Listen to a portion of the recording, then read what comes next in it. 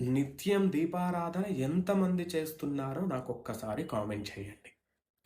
చూడండి, చాలామంది దీపారాధన ఇంట్లలో చేసుకుంటున్నారు, చేసుకుంటలేరని చెప్పట్లే.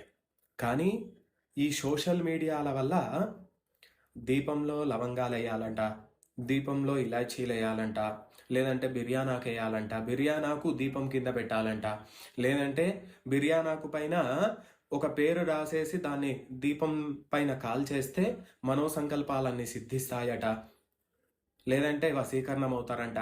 ఇవన్నీ ఏదేదో చెప్తున్నారు. ఇవేవి కూడా నమ్మకండి.